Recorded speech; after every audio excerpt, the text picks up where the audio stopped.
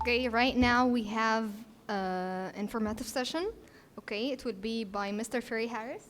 And the topic will be we are failing third-party risk management. Let's fix it. Let's start the session. Is it on? Merci. All right, so ladies and gentlemen, thank you very much for having me here today. Yeah, we are going to discuss a topic that very, very dear in my heart because it's not just job for me, but third-party risk management is kind of like have a personal impact in my life. Okay? But before we continue, who's among you actually working on the topic? Like specialized in the topic? 2, 3, 4, 5, 6. All right. So first of all, let me give you a disclaimer that I haven't worked in financial industry that long. I only work for one of the biggest asset management in Europe, but it's only one. Most of my experience working with this topic is basically from FMCG, logistics, tech industry, and also manufacturing, right? So if there are some cases where it's not, fit your case, apologize upfront. But if there are, and you find some areas that we did differently that you might, bring back to your day-to-day work after this, that also will be great. So first of all, I came from Netherlands, and yes, before you ask, not possible, originally from Indonesia. Okay, so this body was not made in Netherlands. This body is made in Indonesia, right? So most of my Isaka friends in Netherlands, they call me a person from everywhere and always move around. Why? Because from career-wise, I've been in internal audit, I've been risk management, compliance, security. I've been an employee. Now I have my own consulting company, and then I move on to making a tech company. So after Egypt, actually, I'm going to Dubai and Doha, try to pretend to be a tech startup founders, okay? So there is a specific reason why I put the pictures like this, and I'm not trying to, offend anyone, but most of my team members who knows me in the past, and then they try to compare me now, they always said, this is the serious Ferry, and that is the happy Ferry. Apparently, because this is mostly, I don't have many friends, because apparently most people in Netherlands are afraid to make friends with the internal auditor. And then, now I have friends. Right? So that's the biggest difference. As I mentioned, third-party risk management, for me personally, have a very personal impact. Who amongst you remember what happened on 27th of June, 2017, so almost 8 years ago? I think we are on the same age, so I'm sure some of you remember. Sorry? Yes, correct. So just to give you a big context here, during this time, I was the global head of IT audit for TNT Express. I was hired by FedEx as part of them acquiring TNT to prepare for the two companies to merge. After working hard, doing an audit for all TNT Express establishments globally, finally we are ready to merge the two companies. On the 20th of June, the FedEx board agreed on the improvement plan for IT, and this happened 1 week after. In 4 minutes, my life changed. After leading a very big team globally, for the coming 3 weeks, I end up being a courier because all our laptops are, confiscated, nothing safe, servers thrown out the door,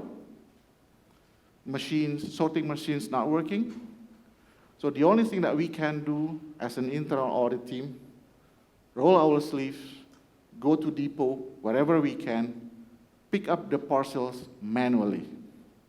So I remember for 3 weeks, I was parcel picker from 11 p.m. until 3 a.m. in the morning.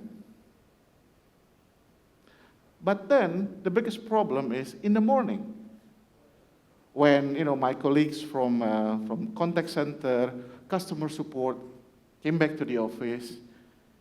Every single seconds the phone rings. Every single seconds we hear customers complaining, asking where their parcels are, when they will get their parcels, and sometimes, of course, they blame them. Again, they just customer support team, they don't know what happened, right? It's just, there is no computer, nothing. Long story short, I think most of you remember now that what happened was there was this malware called NotPetya in Ukraine, and it was not directed to TNT Express. Even there are other companies who are affected. It's just simply because we are connected to a very small software somewhere, in an office somewhere. Right, so this whole idea makes me, hey, I've been doing audit for so many years. I think I've done a good job. I make sure all the processes from IT, from operations, I also support financial audit, everything perfect. But why I do feel like my job at the time cannot prevent people from being shouted at, crying in the corner, because they cannot stand people shouting at them. So why I'm doing what I'm doing? So my obsession about the topic turns into exploration, right? So what happened and then how we can prevent. So then I start digging into what we call as third-party management. As you know, many companies nowadays, they cannot live without working with other companies. Now, even with global network, at least for us in Europe, we love to work with freelancers from India, freelancers from Bangladesh, for example. We are everywhere. We want to work with everybody. We are connected more than ever before.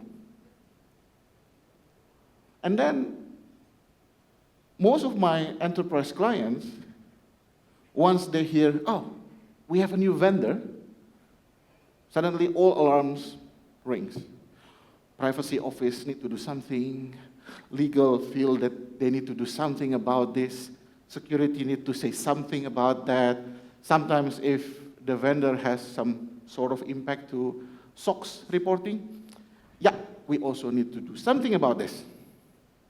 So everybody believes they have to do everything because they are doing assurance A, B, C, and D. But just imagine how many third-party relationships that actually we have in our company. Do you know exactly how many third-party relationships that you have? Yes, we have procurement system, but are you confident that your procurement system complete or accurate? Yes, we have CMDB, but are you sure it is complete and accurate? I see some gentlemen start laughing, right? So just to give you an idea, I have a very small client, which is only 14 people. Yeah? So a very small startup, only 14 people. Guess what? The third party that they work with is over 75. So if you have a company, or if you work in a company, let's say 500, 1,000, or one of my biggest clients is 30,000, do you know exactly how many third parties that actually you work with? And that's not just the third party. What about the third party of the third party? And so on and so on and so on, right? And all this discipline called third-party risk management nowadays come as an industry. There is a tools for TPRM.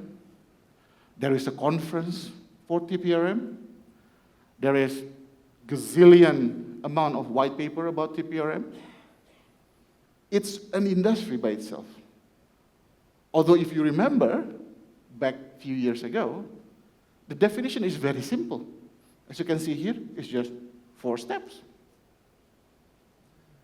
Nothing more than that. But one thing, if I recall, again, I'm not trying to offend anyone, but our profession as GRC professional, most of the time, what we do like, we always invent something new. So over the years, I think we need an extra dot somewhere. After that, NIST has just come out with a new publication. I think we need to add something to it. Oh, Gartner has done something great. Let's add something to it. And on and on and on and on.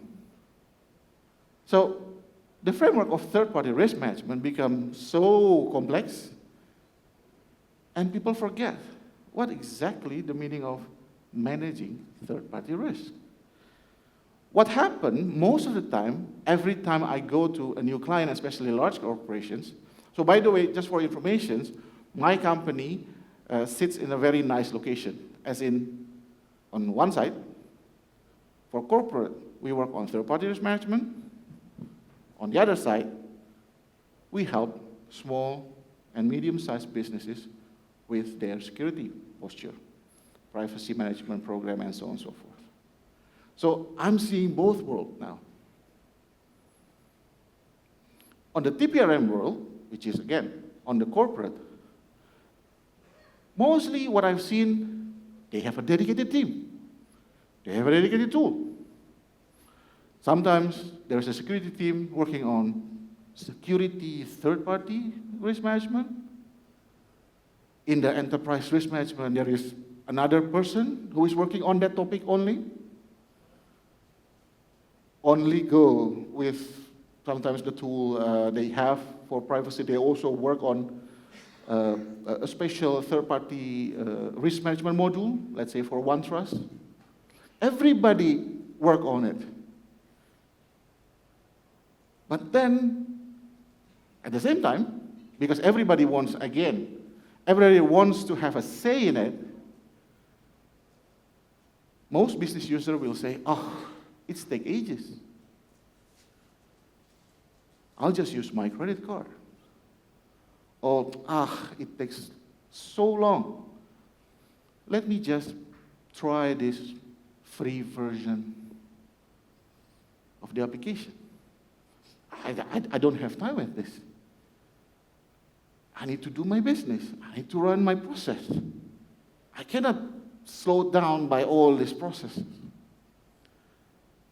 But all this TPRM work, we spend a lot of money, a lot of effort, a lot of time focusing on, oh, there's a new vendor, we have to do due diligence. There is a contract renewal, let's do another due diligence. But what I've seen, and again, sorry if not the case in your industry, most of the TPRM discussion never really talk what's underneath it, which is what's most important. For example, I came into a company when at some point they really want to sue a vendor because during one of the disasters, they failed to fail over. They check all the security questionnaire, they check the contract, they check every single agreement they can think of. The vendor claimed that they have failover system. It is audited by one of the big four. They have SOC 2 report. They have fantastic review from their customers by being always ready. So they are lying. So the predicament is always, they are lying. So we need to sue them because all our paperwork says they have it, but what happened to us, they fail to fill over. So we have to sue them because it's, breaching my MSA. But little that people know, because I used to use that software before, in the technical documentation of the software, it is literally says, for business continuity, please make sure that you whitelist this IP address. Because only by whitelisting this IP address, we can automatically fail over. Is it mentioned in SOC 2 report? No. Is it mentioned in their white paper? Definitely not. It is in their technical documentation. But they have spent a lot of effort for weeks and weeks, covering so many topics, making sure that every single checkpoint that they can think of is there, but they fail to detect that they have to whitelist one particular IP address for what they need. So, what's wrong with TPRM then? We've done our best, right? But on the other side, again, because I'm working with, smaller companies acting as a vendor, we also frustrated. First, we received 100 questions from security office. After that, another 50 from privacy office. Let's add another one from related to reputational risk. And then, there is another letter coming for checking insolvency risk. And again, and again, and again. Like I said earlier, this is already in the industry. And what the industry said, don't worry, if you have ISO certification or SOC 2 attestation, then you will not get this security questionnaire. Look, you still have to fill it. Sorry.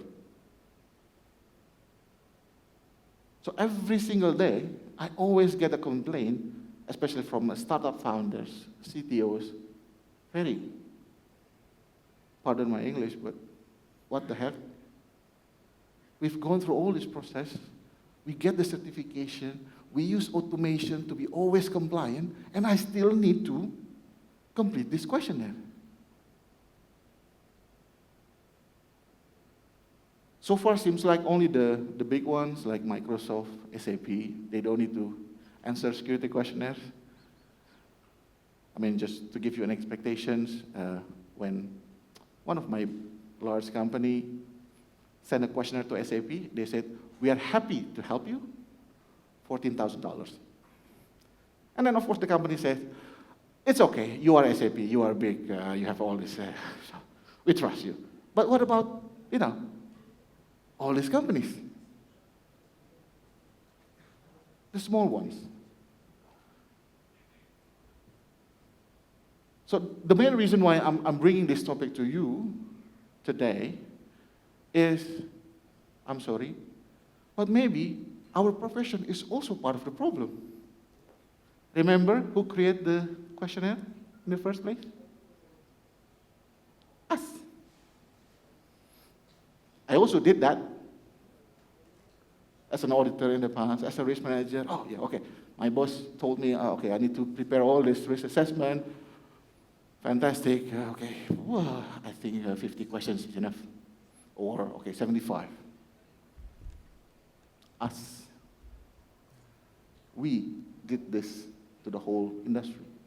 We did this to the whole process. Is it making us more secure?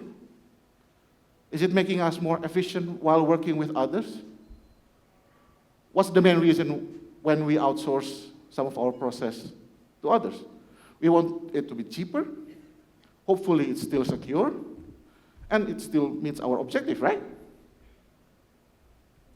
But is what we are doing enough? Or we are just focusing on the wrong item? So the common situations that I've seen across of my clients, whether it's the TPRM clients, we talk about a lot of vendors actually not assessed.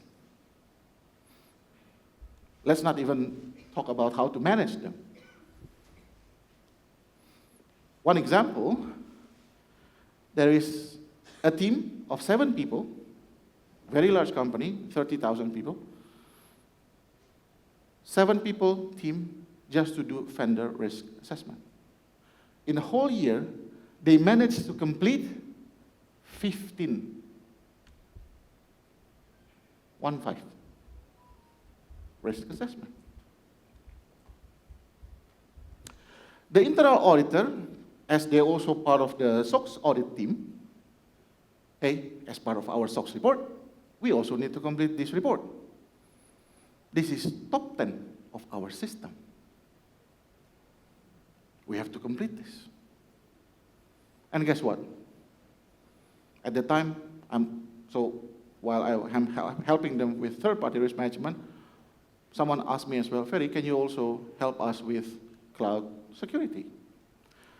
And in the cloud security tool, I see 10,000 vendors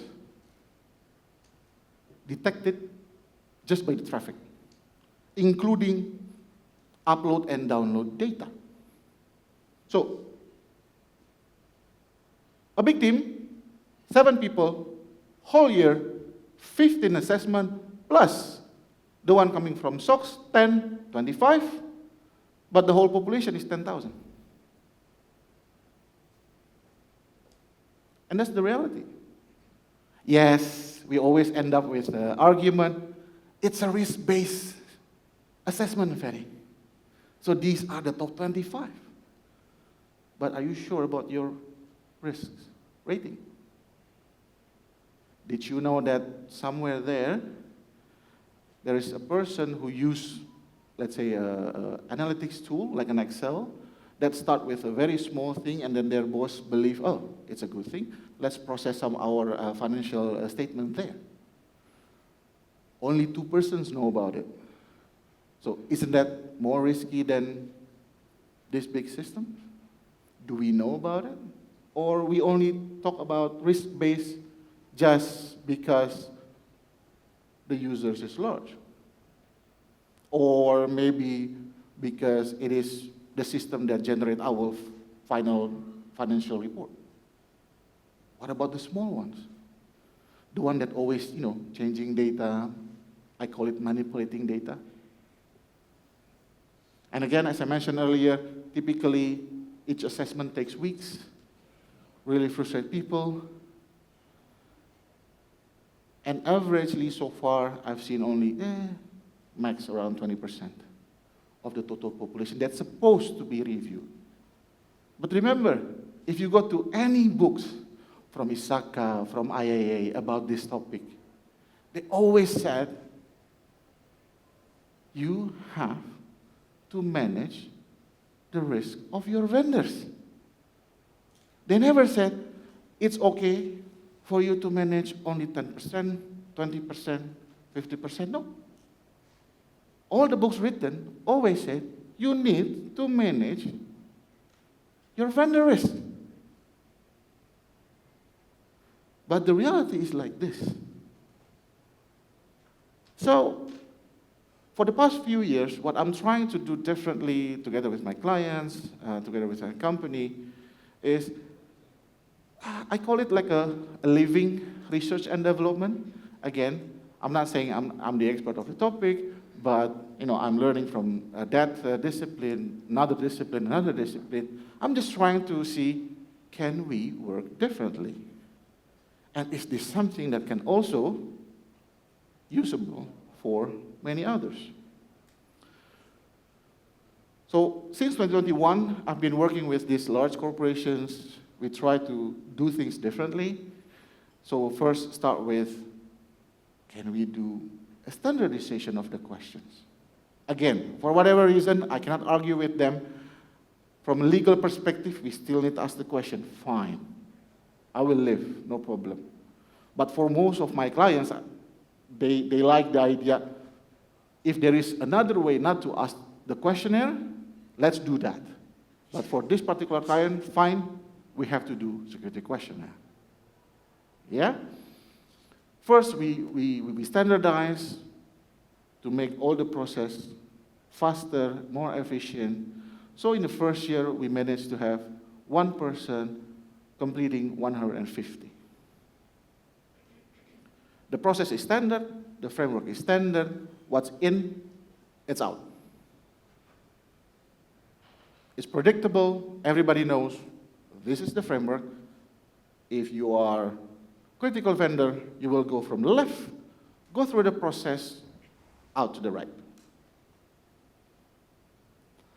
And then in 2022, we tried to push further by using, early stage of AI.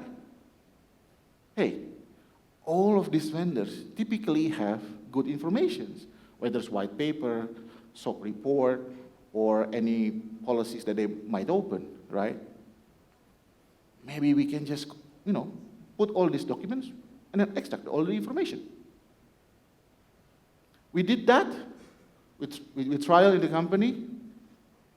For one person, we managed to complete 450. And it's not full-time. And then, the story continues. So last year, we managed to complete 1,750, 51 actually, 1,751 assessment just by 2 persons. And again, it's not a full-time job. So, what is the rest that the third-party risk management officer do? Talk to the colleagues. Understanding, hey, I've seen a report from another team, seems like there is a data flowing to this vendor. I know in the past we only use it for a very small task. Are you still doing it for a very simple task? Or actually you already use it for a more critical task? Most of the time they always said, yes, of course. Because it's cheap, it's cloud, now the cloud service have AI as well, then, yeah, okay, of course, we do it more than what we discussed before. Now, the risk officer have time to talk to their colleagues. The colleagues that we always call the business colleagues, the IT colleagues, because again, we are GRC people, right? So now they have time to talk to our business colleagues. Work with them.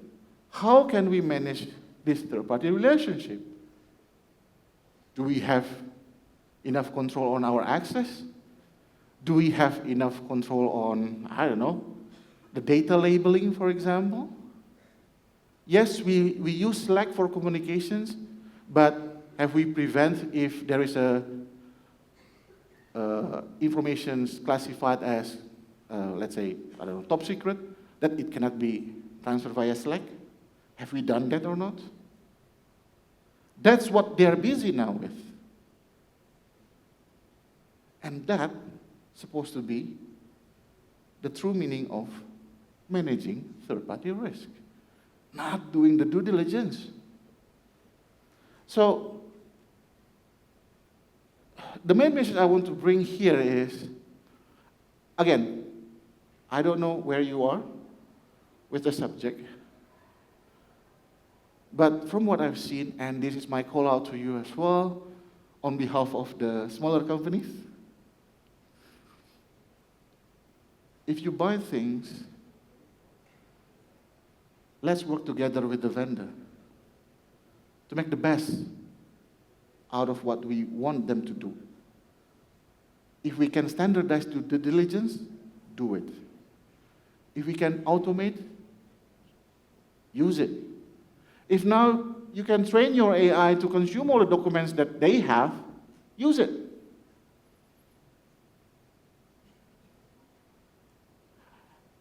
In my company's product, for example, right now, for small businesses, okay, if they want to go through SOC 2 or ISO, they also need to do TPRM, but in their standard.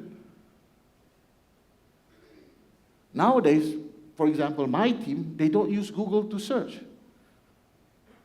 They use ChatGPT. So then, why don't I ask ChatGPT, hey, I have this requirement, and I want to use Figma, for example. Can you check, do they have this, and that? And then tell me which are the sources available on their website. ChatGPT do it for you. And then the question would be, okay, now I think Figma is a good vendor for me because the standard questions that we ask says they are a good vendor. Now, how are we going to secure the usage of Figma?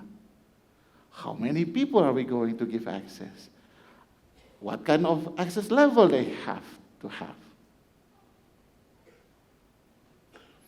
Is it okay if we just buy the Teams license, or we need an enterprise license because we need encryptions like this, we need an SSO like that, and so on and so forth? That's what we should focus on. So, I've heard a lot about AI for the past 2 days. I'm one of the person who always says AI will never replace our job. But I do believe that with AI, we can do more. I will never say that AI will augment us. No. With AI, we can do more the activities that we are not able to do before. So now, with AI, we can focus on doing what we as humans do best. And this is, except for me, the introvert guy, which is talking to our business colleagues. The AI will not be the one who talk to them. Don't chase frameworks. Yes, this is just another topic. You can talk about any other topic in the GRC world, but at least for TPRM, please don't chase what you think, what is the best framework that I can use for my company.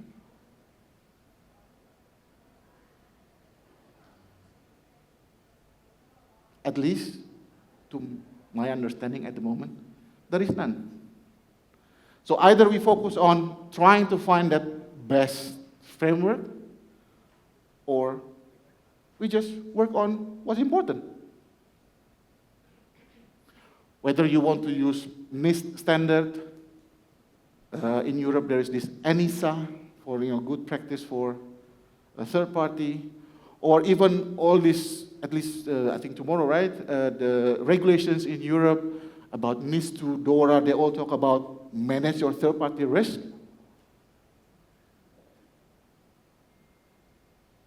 But whichever framework that you choose, just choose one. And then, I call it move on, and then do something more meaningful. And last but not least, like I said earlier, due diligence, TPRM team shouldn't work in silos, shouldn't work by themselves. It's a team sport. Like I said earlier, I was lucky. I was lucky that the company, asked me to lead the TPRM team, but at the same time lead the cloud security team. So I can see from both sides, hey, This is not enough. I've seen more. Let's close the loop. But what if you don't have that luxury? So work with other people. Whether your teams in the company are set in the agile manner, be there, be present, be part of the agile team. It is a team sport. And if you are doing that, again, I'm not saying whatever happened to me back in 2017 will not happen to you. But at least, I hope, for this profession, you can have more time to do, I call it cool stuff, but because of the conference, I will say what's meaningful activities. That is good for your career. Great that, okay, I'm waking up this morning, then I will do this. It energizes me. I'll go for it. But guess what? You also will make, especially the small vendors, happy. So on behalf of all small vendors that receive all these questions, we will be very happy if we can more work in synchronize for this topic. So that's that from my side. I hope this gives you some ideas what you can or hopefully can discuss about third-party risk management. I still have time. Anyone have some questions? Yes, at the back? No. The mic, I don't have. Who has the mic? Or you can shout. I can hear you.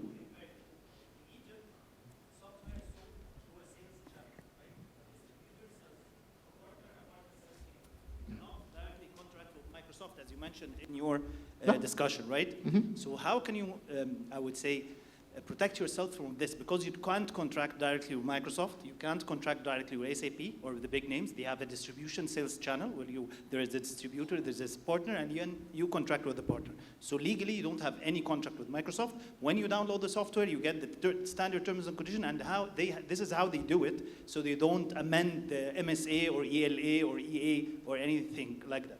This is my first question. Sure. I have two questions. The second question, since you mentioned Figma, and we use Figma in our organization, Okay.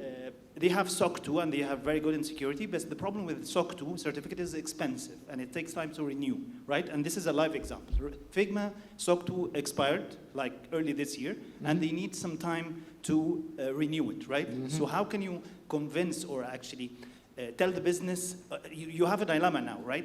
The information security team is hammering you to get a new certificate and Figma doesn't have, and the business team cannot and will not let you close Figma on them because it will stop their activities, right? Okay. So how can you solve all these problems? Okay. So what I'm trying to share is not something that maybe can solve, but this is how we work. At least in Europe, we all agree the whole process is not really about legal issues. It's really sometimes more on operational level. So we care about security. And because of that, most of the time, the principal, so like the Microsoft, the SAP, they also understand that we need to do this kind of exercise with them. So despite you don't have a contract with them, they have a record of yourself. So you can always contact them. The only question is, will they entertain you with your questions, or they will just say, this is our trust center, go with it. And that's my point. If you consume all the trust center, will it give you all the assurance that you need? Not necessarily, right? With AI, you can consume all, I think my last assessment of Microsoft 365 was 50 documents. I put it in AI, it consumed everything, it answered all my questions, but then I still have a question. Do we have less admin accounts? So the question is coming back to us, not so much on the vendor side. At least that's what we see in Europe. And I've talked about this with our legal colleagues as well. Hey, I cannot do anything about this. You know, Microsoft will not entertain us. They will come back to say, yes, the CRA. and needs to. Ah, Now the manufacturer is actually responsible with the distributor, with all these channel partners. They are. yeah, so the regulation, like the CRA, is now trying to cover in that. So wait until tomorrow to be continued for that topic, okay? So what time is your session? 5 to 6. And then your other question is, yeah, SOC 2 takes time. And we all know that. And I don't know whether you realize it or not. Nowadays, we can make a template out of SOC 2. With all the GRC compliance tool, they always come up with the same control, right? So there is no, let's say, ultimate solution out of it. However, working with these companies, we normally have what we call as trust but verify. But then always the question is, to what extent we want to verify that, right? And that's the reason why, for most of my clients, we don't just rely on the SOC 2 by itself. So we always equip with other tools, the scanning tools, our own internal assessment tools. And if that piece, which is the 80% of the assurance piece, already good enough, then the 20% of chasing SOC 2, and they only have breach letter, it's still unacceptable risk. Again, let's go back to whether you want to eliminate the whole risk, or to a certain extent you can accept the risk to the level that, because you already covered the 80%, and the last time the SOC 2, with all the control they have, all seems good, and all this scanning that we have talking about today, sir, even if you get the SOC 2 report, it will say about something last year, right? Not today. Yeah, but solves the issue of documentation, that's all. Correct. And that's the reason why, at least for me, we always said, you always combine things and do not rely only on point-in-time assessment. That's good? Very. Sir, maybe last one. Yeah. Oh. My dear friend, first of all, thank you so much. You're welcome. Ferry, and Indonesia is close to my heart as well, so thank you for coming all the way and doing this presentation over here. Let me put it this way. So being a UK regulated bank, we had to work on TPRM long time back. And trust me, it was a very challenging journey, from trying to build a system where you do your procurements to categorizing your vendors, non-vendors, outsourcing, all these different categories, etc. But I think today we're in much better position with respect to this risk, and it's one of the key components under our operation risk framework as well. Just to add a couple of things from a governance perspective. So number one, and you rightly said, it's everyone should be aware about the policies, the standards, the TPRM management.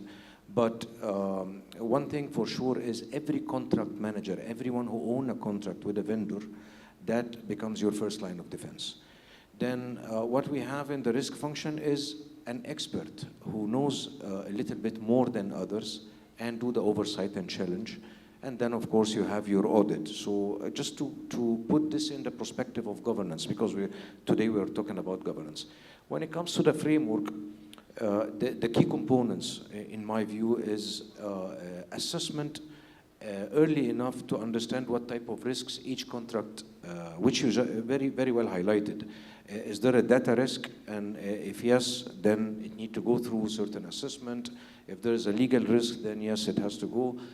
Standardize your contracts as much as you can, so you don't have to go to legal every time you do your third-party engagement. The recent crisis in the world taught us also that you must have business continuity clauses in your agreements. And we've seen Lehman Brothers, when the crisis happened at that time, they couldn't get into the offices and make their settlements because the landlord did prevent them from doing that. So now we have in every lease agreement a crisis continuity, business continuity. Even if there's a crisis, we still need to perform the, and that's also embedded in the outsourcing agreements. If you have a crisis, let's say in Chennai, and you have something outsourced to Chennai, there has to be at least 2 or 3 critical activities that they will continue to do even in their business continuity scenario. So once again, thank you so much. It's a very interesting. We can talk about it for days, and I don't think yet anyone can claim to be perfect in this, but everyone should be on the path to proper TPRM risk management. Thank you. So thank you, sir, for that. But if I may, just to add about it. So what you are saying is correct. But I also hear that you say, you know, as a first line, contract manager should XYZ. Unfortunately, during my time as a second line, most of my contract manager doesn't know anything. And again, with all due respect to my profession, that is the main message I want to say as well. The word they should do X, they should do Y, because they are first line. Maybe we should change a bit the narrative, saying, how can I help his job to understand this is what he needs to do? Of course, I will not do the work for him or for her, but are we sure that our contract managers know what to do? Have we talked to them? Or we just say should and should and should. And also that's the reason why in one of that pension fund I've worked with, I literally came out to my CFO and chief investment officer asking, sir, madam, am I allowed to move myself from my position as a risk manager so that I can go to the first line? Because for the past 6 months, I feel very, I call it handcuffed. I cannot do this because I'm a second line. I cannot do that because I'm a second line. I shouldn't do this because I'm a second line. And I see my colleagues who trying their best to, keep up the lights on, do some work. They are struggling with our language. So please allow me to move to. Of course, I'm not saying that you all need to move to the first line, but what I'm trying to say is perhaps that dynamic is also something that we can work on. See, you're absolutely right, and that was a challenge that we've seen, that after some time of trying to educate contract managers to do their job and to understand how to deal with the third-party risk, we still see a lot of lapses. And one of the things that we try to do to manage that, systematic. The moment the system picks your name as a contract manager, because it's an automated system, then there is a mandatory e-learning that will come to you that make sure that you know exactly what you need to do. As I was saying, it's not an easy thing. It's still evolving, but people must do the right things to learn this. Yeah. Do we still have time, Mariam? I think, sorry. I'll just say one thing Sorry. that I think, sir, you're in the banking sector, right? You are in the banking sector. So the banking sector within Europe at least have a very new regulation called Digital Operational Resiliency Act. If my memory is not failing me, I think that chapter 3 is about chapter 3 or 4. Don't quote me on the number because I'm sometimes mixing that. It's about third-party risk management. And there is a whole requirement for they call it the information register, which is practically a full contract plus, and I might say another plus of data. And the problem now is how to put everything there, including how to have one contract per vendor and not a master agreement and supplements. So I don't think it will stay unregulated outside of the EU for a while because of the bank correspondence. You're a third party to bank, so you will have to be regulated. And they do have an excellent third-party risk framework fully defined in the RTS, and I think we will have to comply. But if I may comment, I think Ferry was more, let's not make this another paper exercise, and let's make it actually about assurance, which is our main function. That's what I felt. Cool. Thank you. Thank you, Ramzi. I think you already raised your hand twice. I'm sorry, sir. Yeah. Yes. So thank you for this session. It was really informative. And you have raised a risk that I have to consider in my organization regarding the real population of the third party. Because this scared me a lot when you said it's 10,000. I don't think it is in my organization. But what is the best way to define the real population? Yeah, but that's the thing, right? So, and that's the reason why, like I said, in my case earlier, I was kind of lucky that I have that two role. But if you don't have that two role, perhaps you can also talk to other team members or other department who actually manage that, especially if you are in regulated or large corporations. Normally nowadays, the network security team and also the cloud security team, they always have this access, especially if you work with a, let's say, I call it a more recent,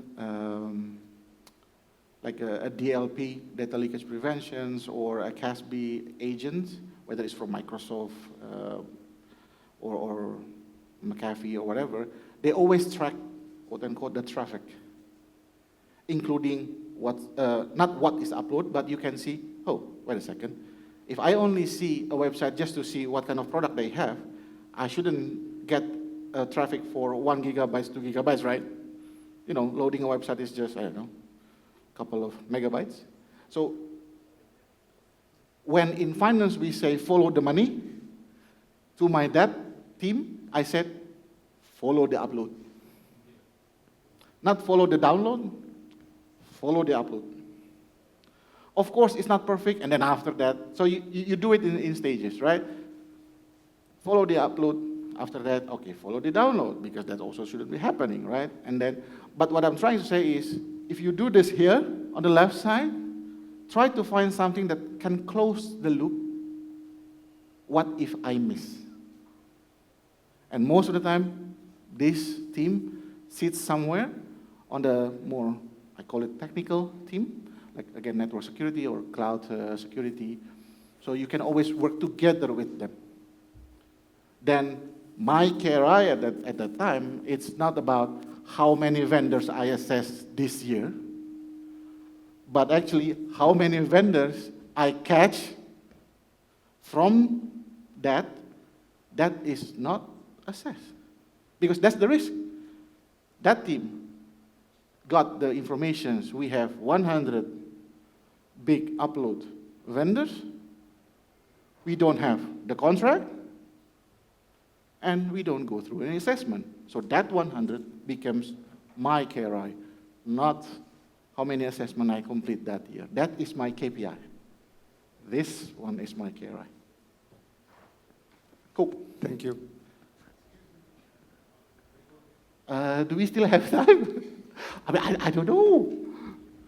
Do we still have time? Yeah, the time is already reset. That's why. It's fine? Okay, sir. The mic, please. Thank you. I share my colleagues the appreciation for the presentation, but I would like to share with them as well some personal experience in a minute.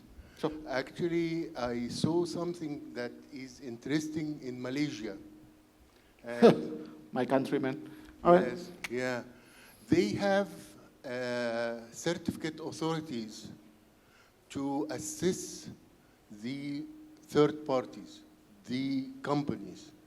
Not like the SOC 2, but they go through 4 levels and they tell you, and they have dedicated assessor to the industry type to identify where this company is ranking.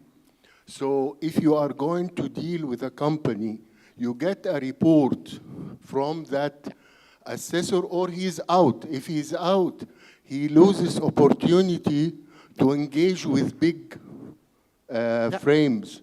And otherwise, he's certified and he's respectable to deal with. And that applies to different industries, naming that as car, automotives, transportation services, and technology services, even, constructions. So it's not a matter of every time I have to do the due diligence myself. And when you approach them, you tell them what type of business you are going to deal with that vendor. So they give you a report related to the service you are talking about, which is, I believe, is practically efficient technique, because they keep tracking, and the third party responsibility is to load the information. He has implemented projects, he engaged with vendors, he has achieved, and he failed in anything. And if he is proven has hidden some information, his rank goes down. Correct. So you are right, sir. And actually, it's not just Malaysia, but there are also some other, let's say, governments like Singapore, they also start doing the same. And also there are some private companies, they try to make this so-called open exchange. For example, I think one of them is called CyberGX. So if you go to, to the internet and then search for CyberGX, as a private company, they also try to make this kind of like network effect. I don't know how successful they are. And that's also, I think, the discussion I have with Mr. Osman this afternoon, right? In some countries, especially, you know who, seems like the certification like ISO, SOC 2 is so important. Let's, get the certification, get certifications. But maybe in other countries, actually they need to serve this kind of open exchange. So, but then that's always the questions, right? Are we going to wait until that open exchange arrives? However, on an industry level, there's also companies where they do have, or they create their own trusted network, right? Without saying the name, I'm sure Ramzi here also know about it, the blue one with the 4-letter. They create what they call as the circle of trust. These are my vendors. We have vetted them. We have the open exchange that we have to always certify them without the ISO, without.